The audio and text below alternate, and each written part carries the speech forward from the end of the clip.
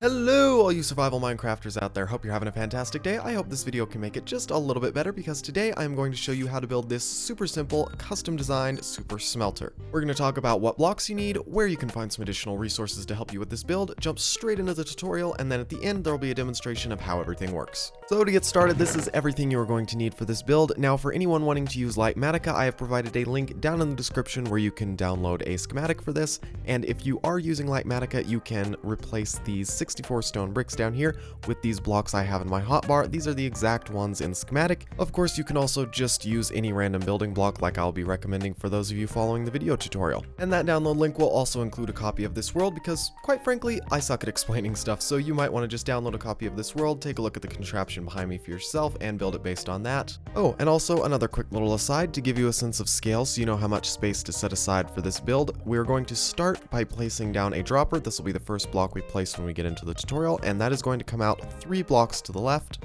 19 blocks to the right, 4 blocks high, 2 blocks in front, and 5 blocks in the back. So that's the amount of space you need to allocate for this build. So pause the video, take a screenshot, and let's get building.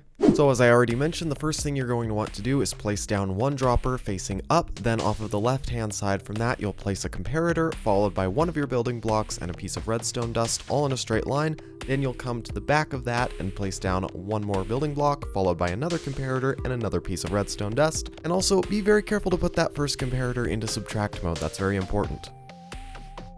Then once that's done, you can come around to the other side of the dropper and place out 15 hoppers all in a straight line, all facing into each other and ultimately into that dropper. Once all those hoppers are in place, you can come around to what will be the back of the build and place down 10 of your building blocks parallel to the hoppers with 1 block gap in between the hoppers and your building blocks. Once those are in place, you can come back around to the end of the build and place down more building blocks in an L pattern around those blocks you just placed, so that you have a 1 block gap at the end and a 2 block gap between the 2 rows.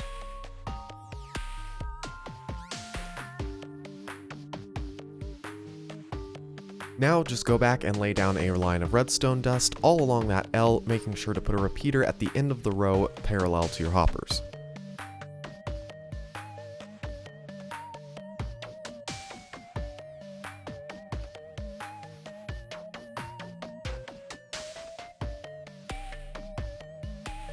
Once you get back to this end, you can place down 2 more building blocks on the same level as the redstone dust, just like this, and then go ahead and place all your furnaces facing outward on top of that initial line of hoppers.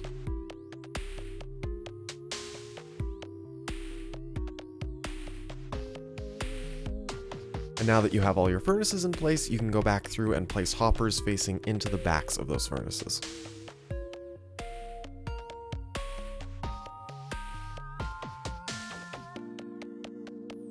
Now that those hoppers are in place, we'll go back to that initial line of building blocks we put down and lay comparators down on top of all of those so they're at the same level as the hoppers, and this is what will detect the fuel level in our furnaces. And now that those comparators are in place, we can continue on by placing another row of building blocks coming from the output of those comparators. Then finally, to finish off this circuit, we'll place redstone torches on the output of those blocks so that it feeds into the redstone line we put down in the previous step. And at this point, your side and top view of this circuit should look something like this. If everything looks good so far, you can come back to the other side of the build and place down 5 building blocks coming off of that row of hoppers you fed into the backs of your furnaces, and then 2 more building blocks 1 row out and offset a little bit to the right like this. Next, you'll come back to this dropper we initially placed down and place another dropper on top of it, again facing upward. Then you'll put a building block on top of that first comparator we put down, a piece of redstone dust on top of the first block we put down, and then a block on top of the first piece of redstone dust we put down. Now that this whole row of blocks is in place, you can go back and start putting in your first set of rails. You're going to want to start at the opposite end with a powered rail, followed by a regular rail, then powered rails all the way across the hoppers, then another regular rail, and then a detector rail.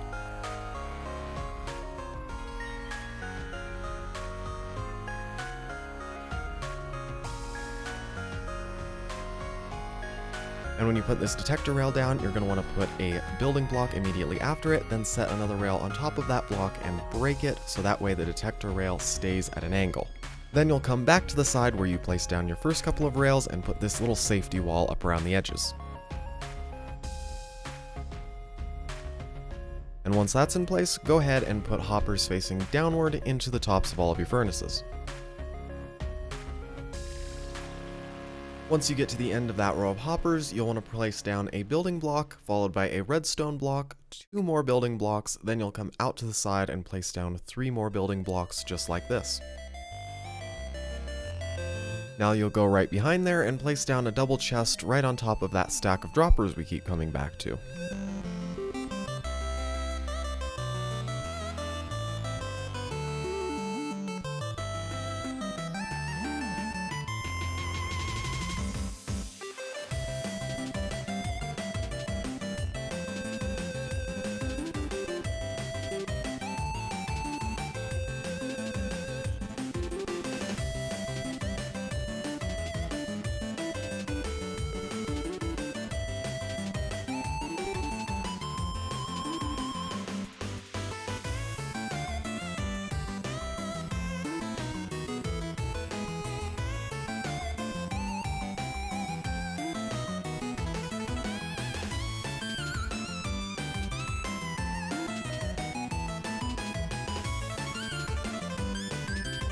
With those 2 circuits in place, a couple finishing touches left are we're going to start by placing down a double chest overhanging on top of this first rail here, this first detector rail that is. Then you can come halfway down your hopper line, place down a building block with a lever on it to power all of the powered rails on top of your hoppers, then come to the end and do the same thing to power that first powered rail on the top. Now you can come back down to this minecart loading circuit I had you build a second ago and place down a sticky piston on top of each of the redstone torches facing inwards towards those detector rails, and then stick a fence post onto the face of the sticky piston.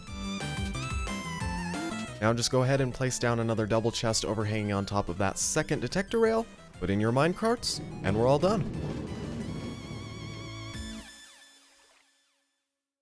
And here it is, all done and dusted. Now I want to give you guys a couple of quick little explainers of how a couple of things work with this and why I made a couple of the decisions I did with this design and some extra features. Firstly, this redstone block right here is powering this powered rail here as well as this powered rail here, both at the same time. Now you should be able to just place a building block here with a lever on top and it should do the same thing. However, I did opt for the block of redstone option here as it just makes things a little bit more compact.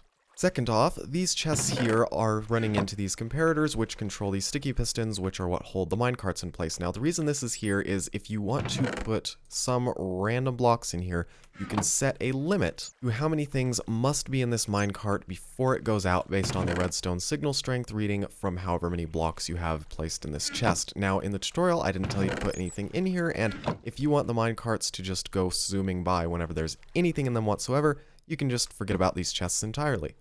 And a quick explainer of how this whole redstone circuit at the back works. These redstone torches are powering this redstone line, which then in turn powers this powered rail here so that the minecart on this track will continue to zoom back and forth. However, once these hoppers fill up with even just one item in them, it will read on this comparator, turn off this redstone torch, and end the signal into this line. Now, because we have one coming out of every single hopper, what that means is that every hopper in this line must have at least one item in it, or else this circuit will remain on and this minecart will be dispatched to put fuel into everything. So now if we come around to the front, we can place in these signs. These are handy for labeling our chests here, so we can see here we're going to put items to be smelted. And for this one on the left, we're going to have fuel. So now you can see if I take something burnable like logs and place them in this chest here, they will get put into this minecart here, but because there are blocks in here, it is blocking this minecart from actually dispatching until there are a certain number of items inside. Now again, if I were to remove these, then the minecart would just come straight back out every time. And you can see here these comparators and torches flickering on and off. This is as the fuel is flowing in, but of course once there is a backlog of items in the hoppers, these will remain on or off until there is fuel.